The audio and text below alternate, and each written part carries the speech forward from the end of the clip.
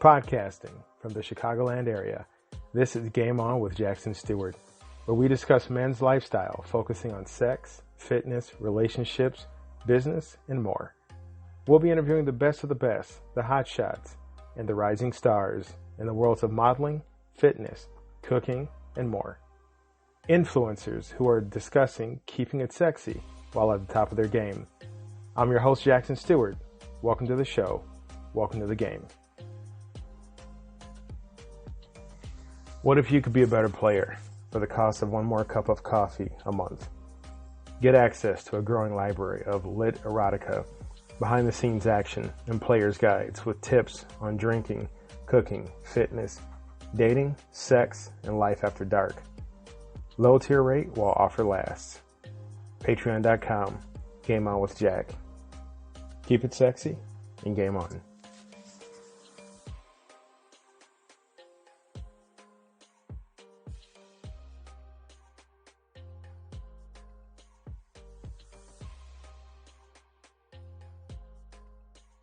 Good people, sexy people, welcome to another episode of Game On with Jackson Stuart. I'm your host, and as always, I am super glad to have you guys with us. Of course, as always, some quick reminders. You can catch me on youtube.com at Game On with Jack, patreon.com/Game On with Jack, where you can subscribe to Game On Guides. Check out the blog at gameonwithjack.blog, B-L-O-G. Catch me on Twitter at Game On with Jack. And check out the brand new player shop. That's gameonwithjack.shop. Right now we've got ebooks going up. I think I've got 2 more going up this week. Check them out. Great sale going on right now. Each ebook is 99 cents. You can't beat that. Great life hack advice and tips for you as a man on how to play the game better than anyone else. Or better yet, just better than yourself, right? Because that's the ultimate competition. And also putting up more affiliate links. Affiliate links. I had to take some down, but putting up some new ones, so check them out. Only bringing you guys the best products that I feel are worthy of you as the audience and as virtual friends and virtual fans and the Game On with Jack community. So check all that good stuff out. And that brings us to tonight's conversation: 5 ways alpha men handle difficult women. Oh yeah, it's one of those topics, right? That half of the people who have read, the post or seen the shorts on YouTube, half of them are like, "This is awesome. It's about time we had this kind of conversation," and the other half is probably calling me an asshole. But that's okay, because it's a good talk to have. And why are we having this conversation? Well, you're an alpha male, or you're, working on becoming an alpha male. And, just so that you guys know where I'm coming from. I'm not coming from a place of an alpha male. It has to be this dominant, abusive, controlling personality. An alpha male, and as I've said it before, there's 3 things an alpha male does. They protect their people and themselves. They make a decision. And they're also confident. So an alpha male is not necessarily going to be some 7 foot tall, 400 pounds of muscle kind of guy, or some super sleek, guy in a $1,000 suit with perfect hair and a sports car and, throwing money left and right. An alpha male can just look like a regular guy, but it's the way he carries himself, right, that makes him an alpha. He's confident. He doesn't put people down. He stands up for people. He stands up for himself. As I've said repeatedly, it's the difference between Superman and Clark Kent. Clark Kent's the nice guy. People walk over his ass. People don't see him even though he's there. I mean, hell, the guy is wearing glasses, but he's still a giant of a man. Superman is not a bully. Superman's not, for all his abilities, he's not telling people what to do and pushing people out of the way. He's a good guy, but because of his abilities and the way he carries himself, and I know he's written this way, it's a fictional character, but it's a great example. People don't mess with him. People don't fuck around with Superman. What's that saying? You don't tug on Superman's cape. So it's definitely, that's the kind of comparison. Or, another alpha male type fictional character. Look at John Wick. And I love John Wick. I love the movies. I love the character. I love the noir, the kind of vibe to it. John Wick does not push people around. He's actually very polite and very considerate, but people don't fuck with him because he's an alpha. Because he's clearly decisive. If you've ever seen a John Wick movie, he doesn't spend a lot of time debating decisions. He's protective of himself and others that he cares about. And he's confident, but it's like a quiet confidence. Alphas have a quiet confidence to them. And that's something that I really enjoy pointing out to people. And, as an alpha, there are ways that you handle people in your life. It could be people you're meeting for the first time. It could be people you see every day, but especially dealing with difficult women.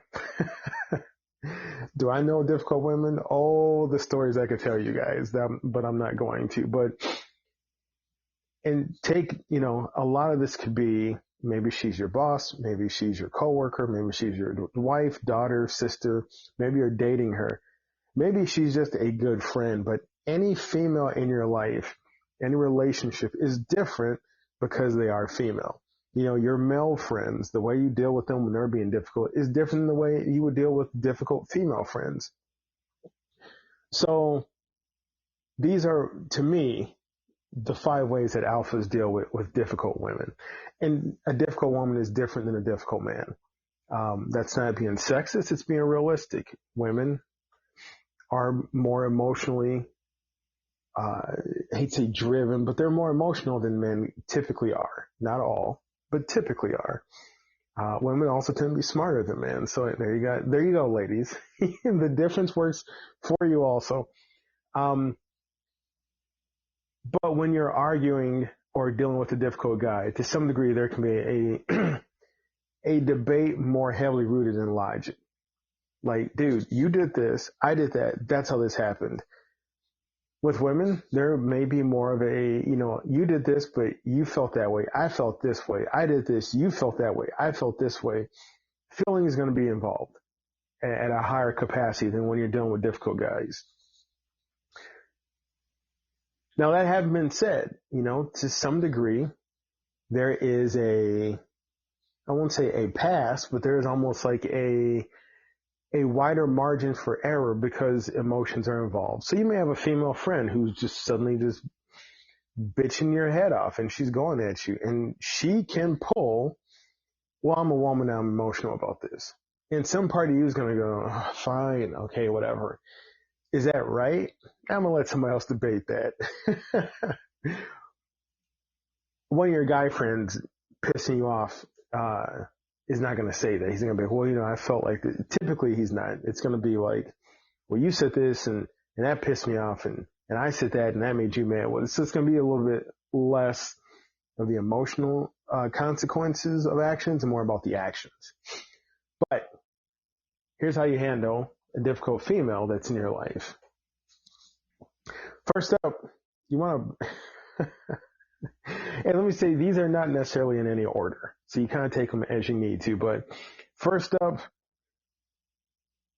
and this kind of is like a 1 and a 1.5. First up is take a step back. Because if you guys are like me, nobody can push your buttons like your female friends. They can piss you off. They can make you see red. They can make you think up is down and right is left. They can spin you up, especially if you care about them. Especially if they're someone who's close to you, if you're romantically tied to them, if you have any kind of physical relationship or, sexual tension, or, maybe it's somebody that you has power over you, a boss or a supervisor. They can push your buttons, man. Push your buttons in ways that your guy friends or male bosses or male coworkers, whatever, cannot. And if you're a heterosexual male or a homosexual male, it don't matter.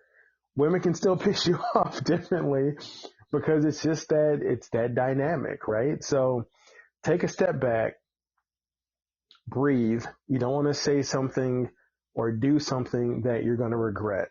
Like, fuck it, I quit, or screw you, I can't do with you on this team, or I'm not going to talk to you again, or go to hell, or calling her maybe something that you do not need to call her, especially in that heat of the moment.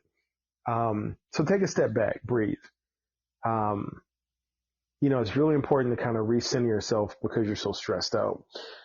Now, 1.5 of that is practice some empathy and understanding. And I know that's going to be damn hard right now, right? But that's why you want to take a step back and breathe. You want to calm yourself down. And so when you're dealing with difficult women and relationships, it's really important to remember that some of their behavior may be a result of other issues. Like I said, women are emotionally driven entities, people, more so than men are. So there could be other shit going on in her life that is causing her to feel a certain way. Those emotions are just sitting there inside of her, and you've done something, said something, or she thinks you've done something or said something, and you're catching shit. Now, try and put yourself in her shoes and understand where she's coming from. You may not even know what's going on, but if it's not her normal pattern of behavior, you can almost guarantee that there's some other stuff going down that's got nothing to do with you. And, practice some empathy. And when you're pissed off, it's hard to be empathetic or empathic. I'm sorry. But now that you've relaxed a little bit, because you took a couple breaths, you can look at her and try and feel what's going on. Like, okay, she lost her mind about this. You never want to tell a woman you're being emotional, because that's like a death sentence for you. But you can just go, man, she normally doesn't react like this. Let me take a beat and, let me try and see, maybe how things are looking from her side. Maybe let me go back and look at what I just did. And so, you just want to try and be understanding. And I know it's hard, and I'm not saying be soft about it. And I'll talk about, boundaries in a second. I'm not saying you just need to like roll over, especially if she's like said some nasty shit or done some nasty shit. But, just kind of allow kind of an emotional benefit of the doubt, especially if this is not who she normally is. Okay. So that doesn't excuse her behavior if it's been way out of line, but we'll talk about that in a second. Next up, you want to set some clear boundaries. Okay. So in my experience, this is where men and women tend to differ a lot.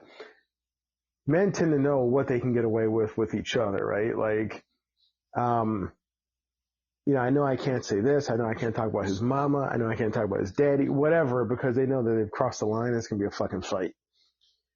Women, when they get emotional and they get into an argument, man, the claws come out, the gloves come off, and they can just about say some shit that otherwise they wouldn't be able to get away with saying.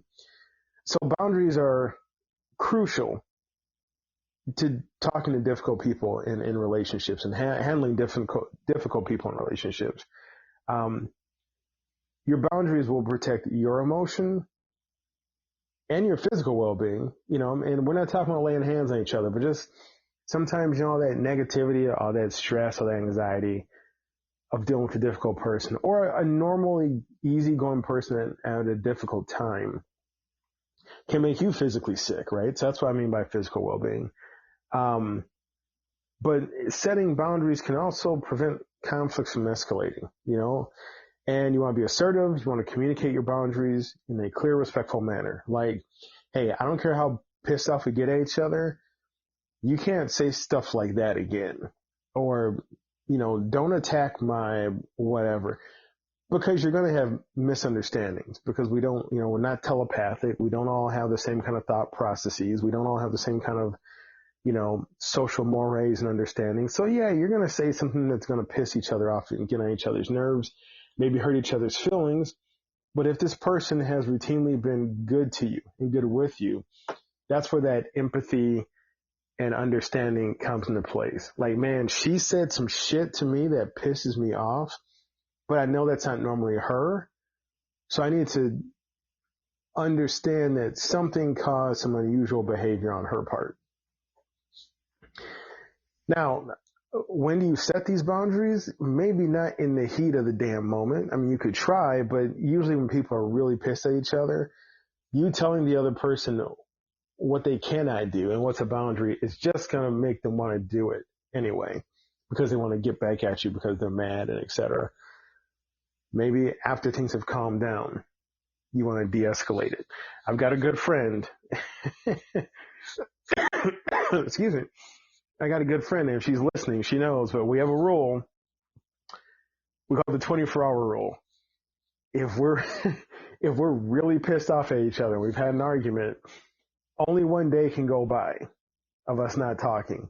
And then the other one somebody has to call each other or text each other. Because one, we care about each other. Two, life is short and horribly uncertain. And, it would be terrible to have something happen to someone that you're on the outs with, but normally you care about them greatly. And we have boundaries, what we can say, what we cannot say. And a lot of that's just been, hashed out over time. But, boundaries are as much about you respecting yourself as you wanting the other person to respect you and them, because that makes them just look like a piece of shit if they take low shots at you in an argument.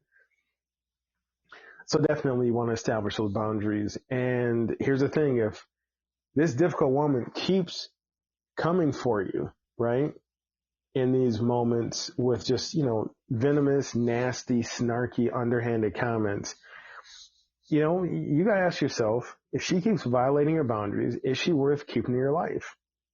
And let me kind of preface all of these steps with, you got to figure out if this woman's even worth any of this. Is she worth dealing with in her difficult ways?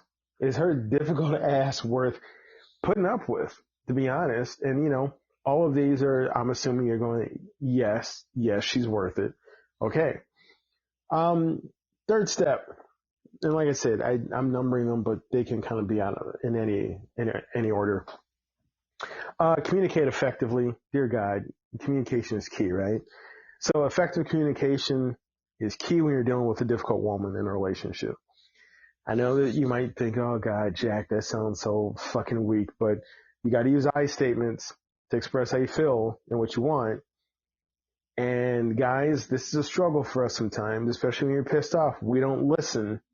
We just wait to talk. You got to hear what she's saying. And that works in two ways. Number one, you get an idea of what is going on in her head, and you're like, man, like that's what she's thinking. Number two, it works for you because you can list all her points she just made and go back and say, well, if you said this and then you said that, it does make sense because what you finally said doesn't agree with either of those two things. And fellas, women hate logic.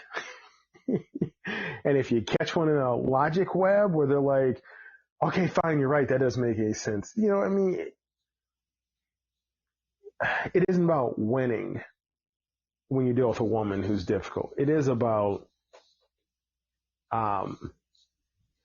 adding a positive layer to your interactions.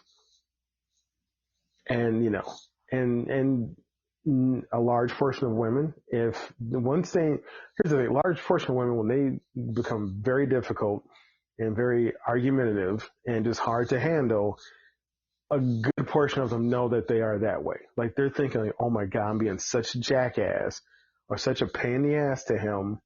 They know, I don't know how I'm bullshit. They know. A good portion of them are self-aware enough that they know. So when you catch them in this logic trap where they're thinking, shit, he's right. I did just say that. That doesn't make any sense. And they're going to squirm. They're going to try and flip around inside the argument. Well, when I said that, what I really meant was, you're going to say, well, I can't read your mind. So when you say X, I can only expect, understand, and I can only do this. Then they will de-escalate. Okay, so I statements are important. Express how you feel. Well, I felt attacked. I felt embarrassed. I felt like you were talking down to me. Keep it I. Because once you start going you, anybody, male or female, shuts down and it stops becoming a discussion. It stops becoming an exchange of feelings and thoughts and stuff. So, actively listen. Like I said, don't just sit there waiting to talk, but you got to hear what the other person is saying. Like I said, it works in your favor, two different ways. Also, you got to avoid blaming, you got to avoid shaming, and you got to avoid making assumptions, which are like three really easy things to do, right? Blame, shame, and assume. Blame isn't going to get you anywhere. You know, you can blame her for, and it could be stuff she really did wrong, but nobody's got a time machine that I know about. So blaming somebody is not going to do any good. It's just going to compound the volatile situation in the discussion or the argument. Shame, never shame anybody. Shame is just like a horrible action and a horrible feeling or condition to put somebody in. Like, I shamed her into feeling ashamed. Like, don't do that. That's such a power trip, and you guys are better than that. And lastly, don't make assumptions, especially when you're thinking how another person feels or what is their impetus, their drive for what they did. So, for example, I had a coworker once, and she was real standoffish all of a sudden. And it's to the point where, like, on face value, it was just like she just didn't fucking like me anymore. And for a second, I'm like, man, well, did I do something? I must have said, like, and then I flipped the other way. I'm like, well, she's just kind of being a jackass. And oh, this is because I got that promotion. Or this is because I got that award. So I started going that way. And I'm like, whoa, Jack, what are you doing? I'm making assumptions about what's going on in her head. So I did the weird thing. I just went up to her one day and said, hey, like, what's going on? Like, we've been communicating, you know, we talk like every day. We have fun with each other. Now you're just kind of, and she told me, and she had some shit going on, some personal stuff. And I'm like, oh, damn. I'm like, girl, I thought I did something wrong. And so it opened up communication with us. It blew past her difficulty.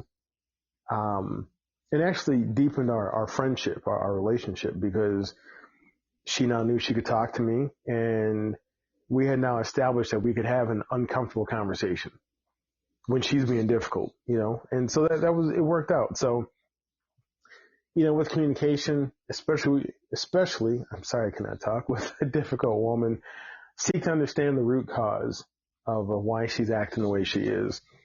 And if you just ask politely, but decisively, like, hey, we got into it last night, or you were, you know, I felt like I got snipped at last night.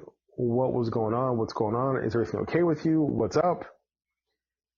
Then you can kind of find a mutually beneficial solution. She might say, well, you know, you told that story about me once and it embarrasses me. And so, yeah, I may have snipped at you. And you could say, hey, I am sorry. I did not know that was embarrassing. I felt like everybody knew that story, but I apologize and it won't happen again. And then watch how quickly you guys kind of move past that.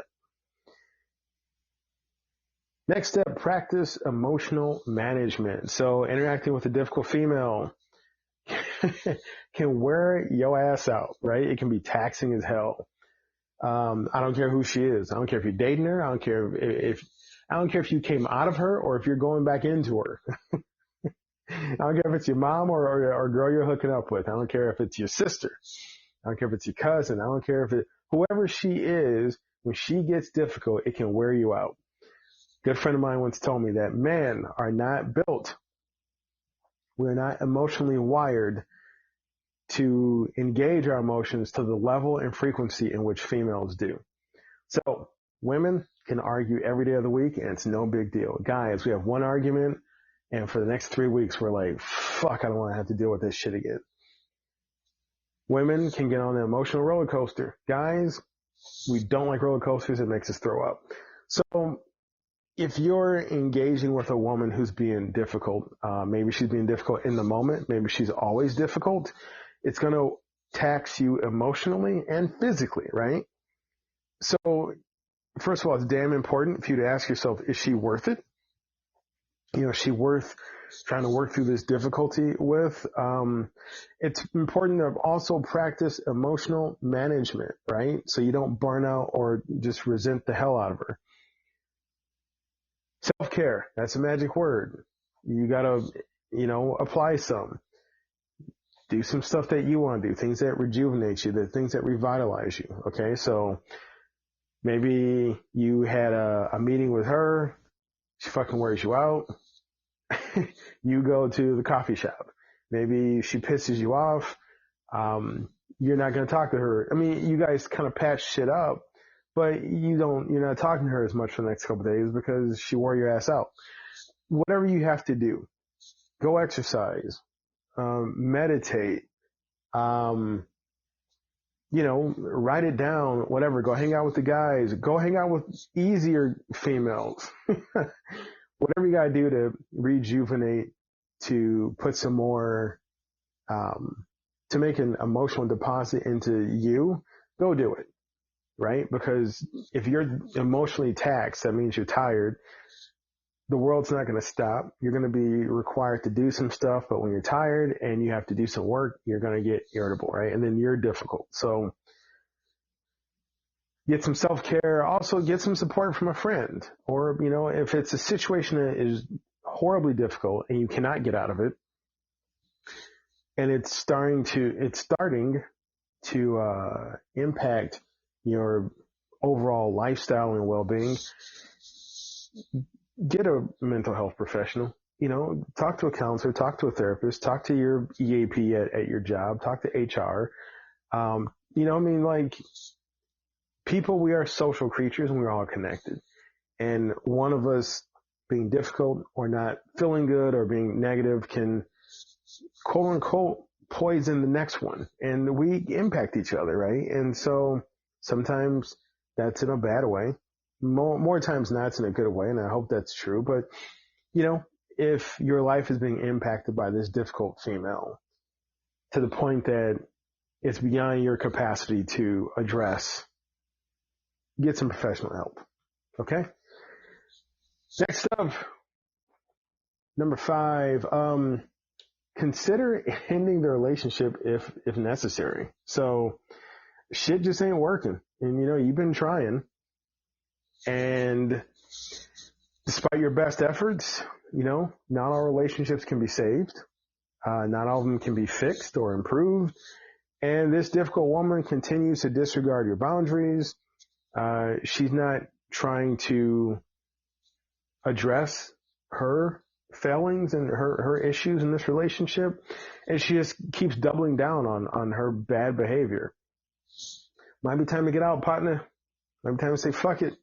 And if obviously, if it's a romantic relationship, you might have to break up with her. If it's a work relationship, and you guys are coworkers, maybe you talk to your supervisor and say, hey, I can't work with her anymore. If it's a boss, well, there's a chain of command if you got a bad boss that you have to report people to. So don't think that you're just stuck in this bad situation, in this relationship with a difficult woman who is making your life completely difficult, right? So your safety and your well-being should always be your closure. Either through therapy or self-reflection or talking to a friend or whatever, but definitely don't stay in a bad place. And something that somebody was telling me, don't stay where you're not wanted. And I really do love that. So once again, guys, catch me on YouTube at Game On with Jack, patreon.com/Game On with Jack, Twitter at Game On with Jack, the brand new player shop, GameOnWithJack.shop. And as always, keep it sexy and game on.